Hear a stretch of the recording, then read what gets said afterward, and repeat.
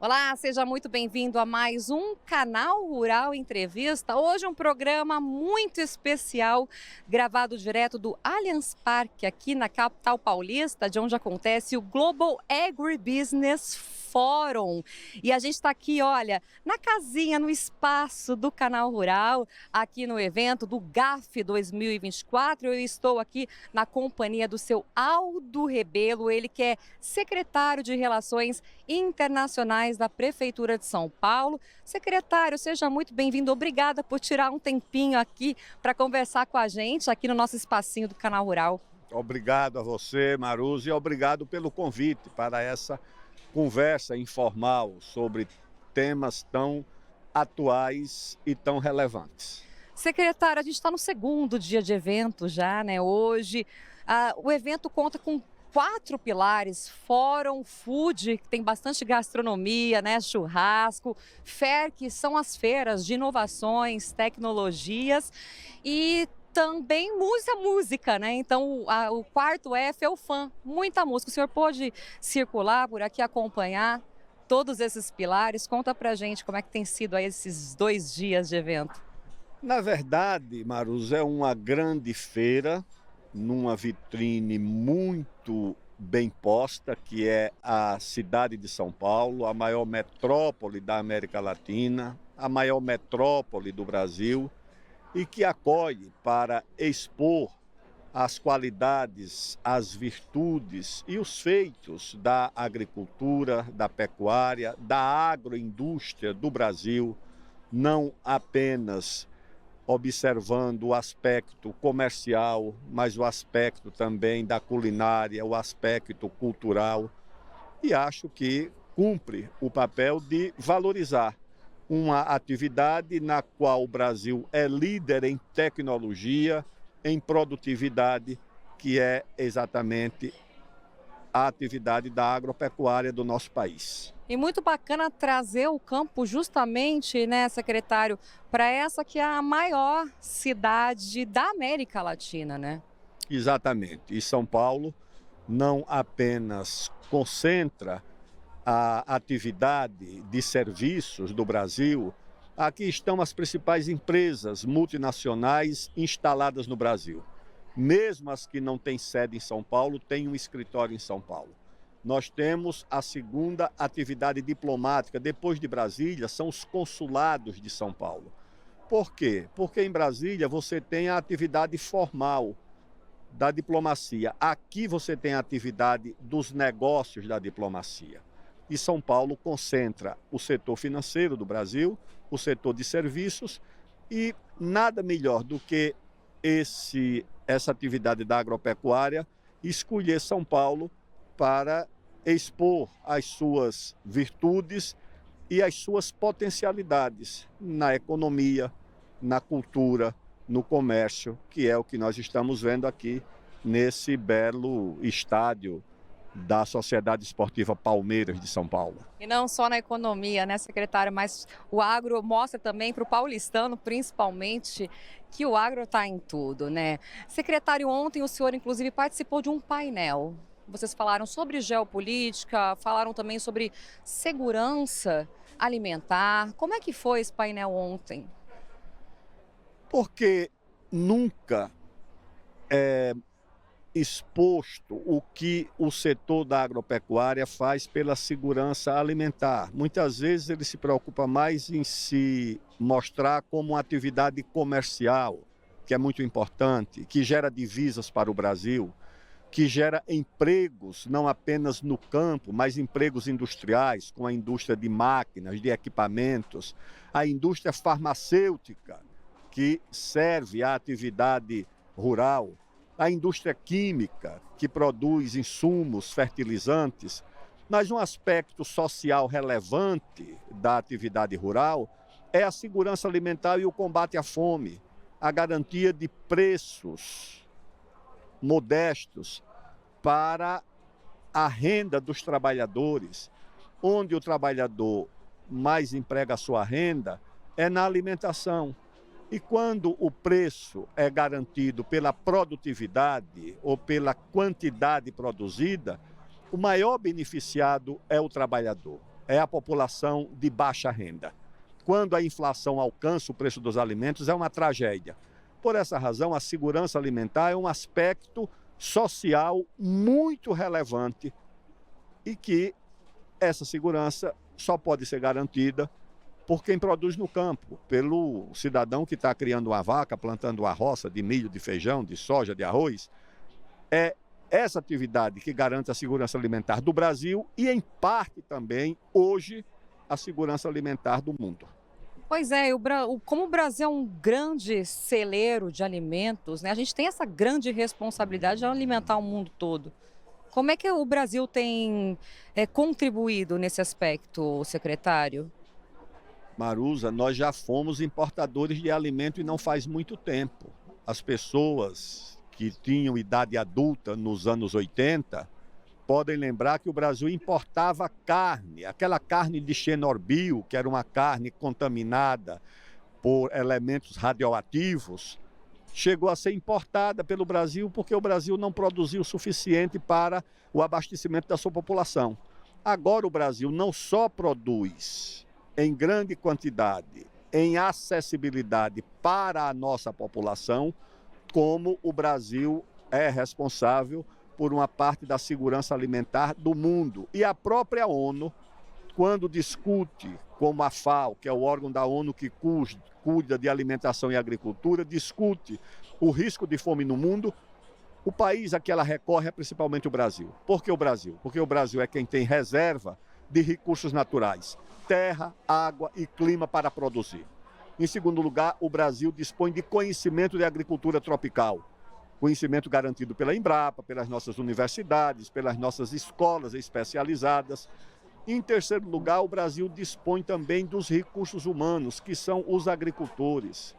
Você pode fazer concurso, Marusa, para preencher vagas no serviço público.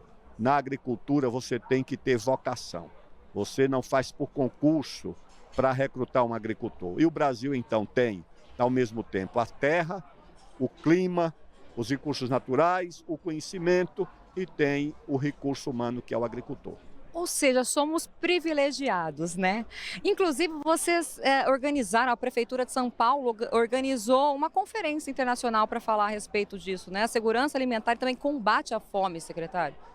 Exatamente. E convidamos especialistas de todo o mundo, produtores rurais, da Nova Zelândia, da Argentina, do Paraguai, dos Estados Unidos, da Alemanha, da Irlanda, da Inglaterra, especialistas acadêmicos que discutem a segurança alimentar, por exemplo, a importância do consumo da carne para a nutrição humana, já que hoje há muitas ONGs combatendo o uso da carne, naturalmente por interesses comerciais.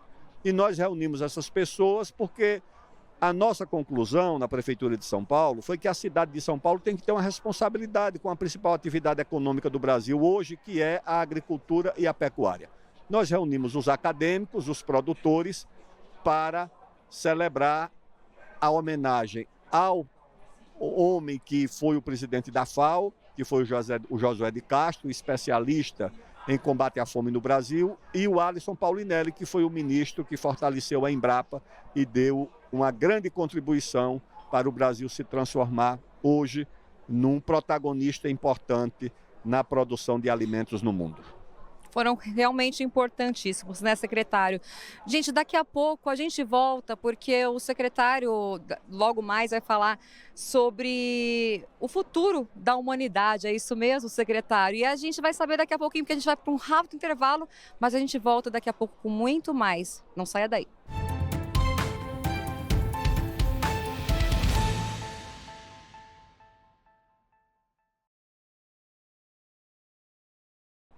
Estamos de volta com o nosso canal Rural Entrevista. Hoje um programa especial direto aqui do Allianz Parque, na capital paulista, de onde acontece o Global Agribusiness Forum. E olha quem está comigo aqui, nosso convidado de hoje é o Aldo Rebelo, secretário. A gente estava falando aqui mais cedo sobre a participação dele, um pouquinho sobre a importância de trazer, né, a agricultura o campo aqui para a cidade.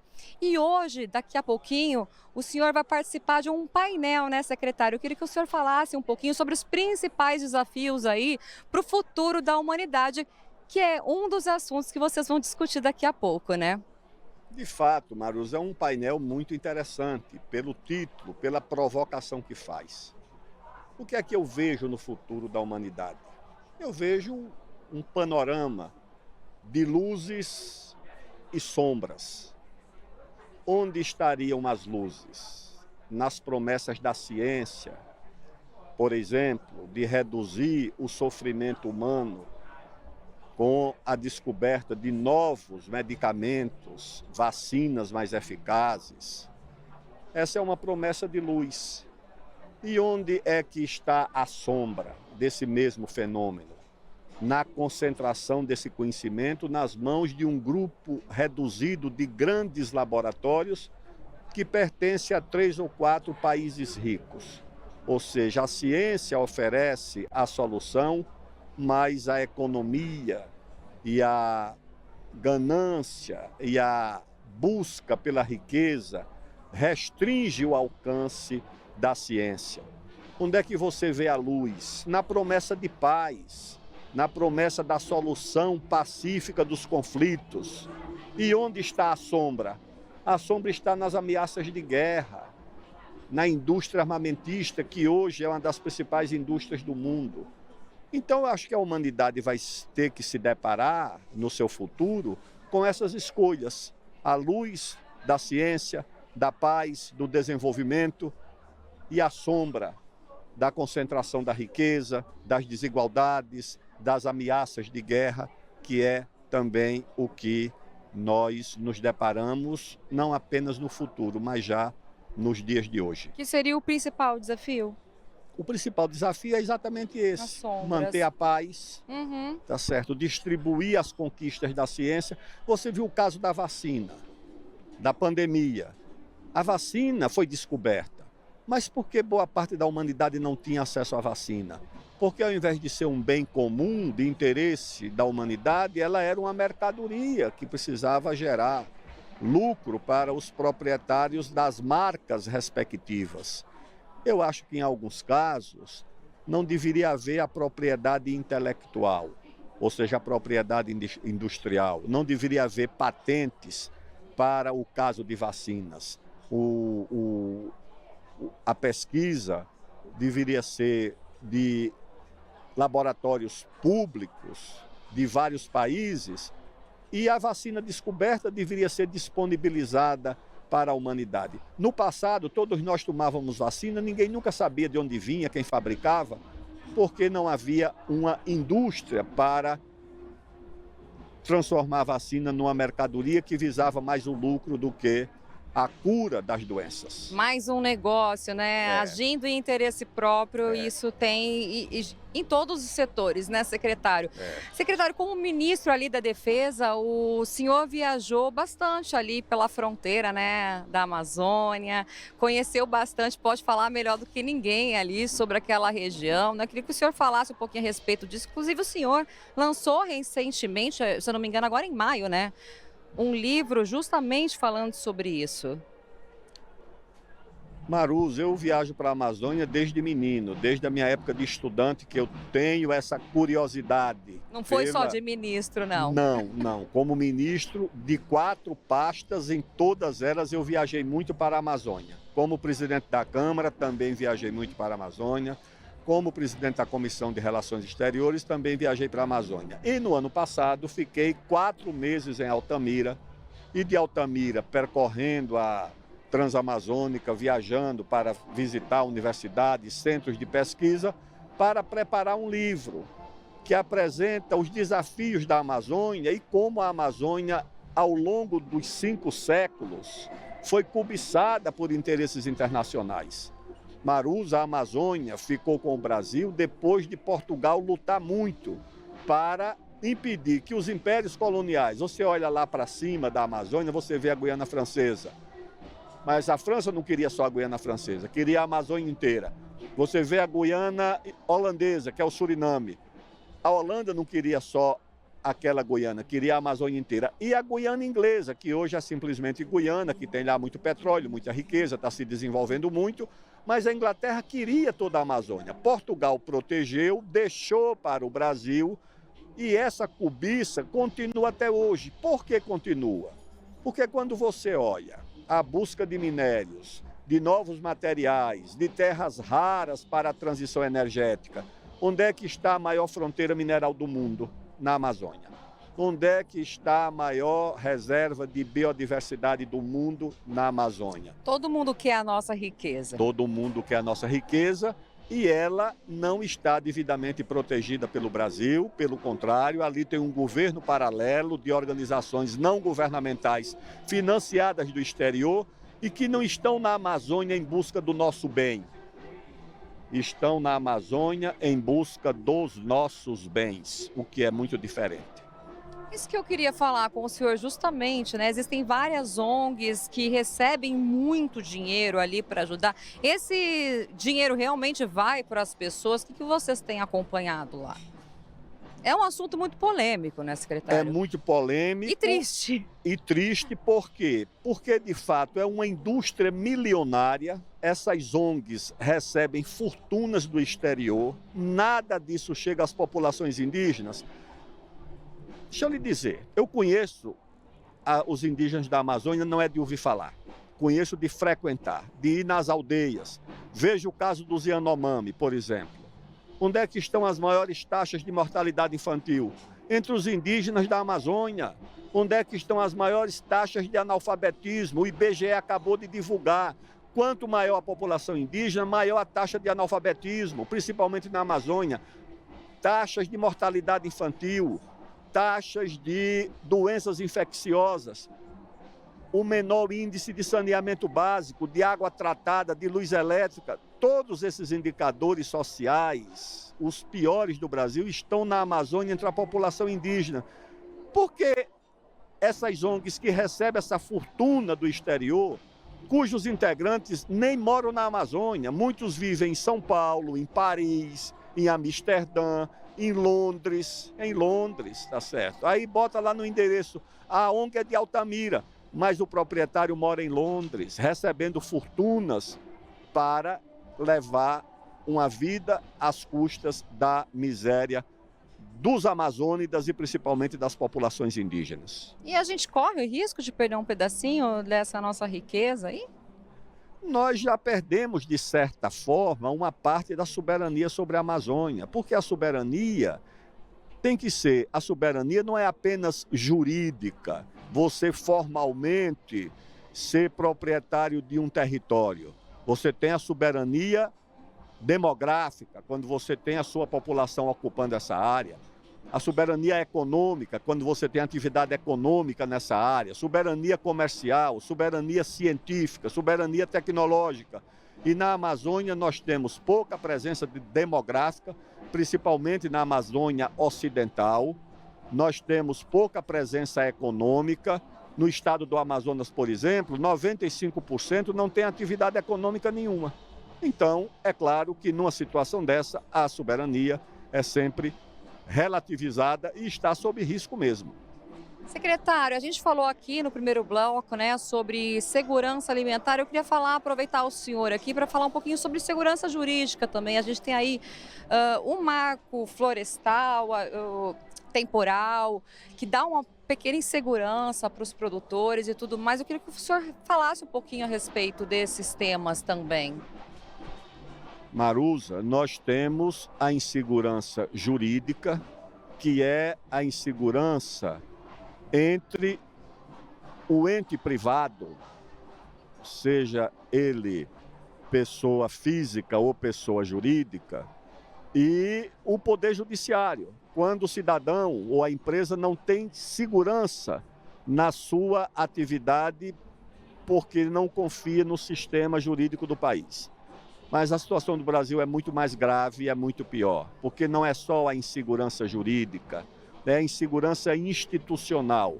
A insegurança institucional é quando você não sabe, entre os três poderes, qual é a atribuição de cada um.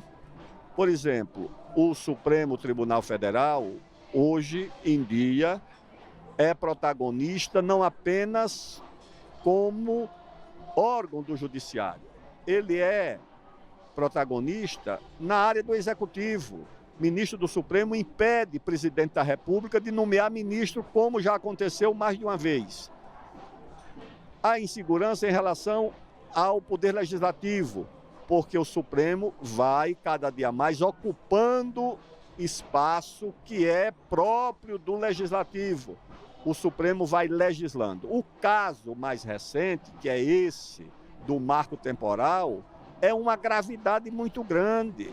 Por quê? Porque você tem uma decisão do Supremo e quase ao mesmo tempo a votação de uma lei no Congresso Nacional. E até agora as pessoas não vão saber o que é que vai prevalecer, porque há um impasse. Provisoriamente há uma decisão que suspende as ações para anular a decisão do Congresso, mas ninguém sabe o que é que vai prevalecer. Se é uma lei votada no Congresso ou uma resolução votada no Supremo Tribunal Federal. O Supremo já errou muito. No caso da Raposa Serra do Sol, cometeu um erro grave, quando, sem ouvir um único índio, resolveu fazer uma demarcação em área contínua, contrariando a opinião da maioria dos indígenas, que queria demarcação em ilhas, para separar as diversas etnias. O Supremo cometeu esse erro. Então, o Brasil convive, na verdade, com duas inseguranças. A insegurança jurídica dos indivíduos e das empresas e a insegurança institucional dos poderes, um em relação ao outro. Ou seja, né, secretária, as coisas estão se misturando muito, né? Secretária, a gente tem um minutinho aqui para encerrar o programa. Eu queria que o senhor deixasse um recado para quem está em casa. A gente está falando de desafios, de sustentabilidade, como os mercados exteriores têm olhado o nosso país, que a gente comentou aqui, né, gente? É celeiro e tem uma grande responsabilidade de alimentar o mundo.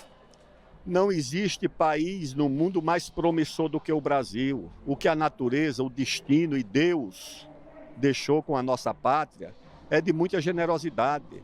O país que tem a maior fronteira de agropecuária do mundo, a maior fronteira mineral do mundo, a maior reserva de água doce do mundo. Certa vez, quando o presidente Jânio Quadros renunciou, o primeiro-ministro de Israel, na época, Ben Gurion, fez o seguinte comentário ao receber a notícia de um jornalista: como alguém pode renunciar em um país que tem tanta água? Que era o Brasil, tá certo? E o primeiro-ministro de Israel, naturalmente, trabalhava com muito pouca água. O Brasil tem tudo para dar certo. O Brasil precisa apenas corrigir o rumo, porque o mais importante e o principal, os nossos antepassados já fizeram. Construir um grande país com uma grande base econômica, com uma grande unidade cultural e com um território sem contestações e sem risco de conflito. Agora é com a gente. Secretário, muito obrigada e boa palestra daqui a pouquinho, viu? Obrigado, Marusa. E a gente vai ficando por aqui, o nosso canal Rural Entrevista especial do GAF 2024 fica por aqui, a gente se vê numa próxima. Tchau, tchau, até a próxima.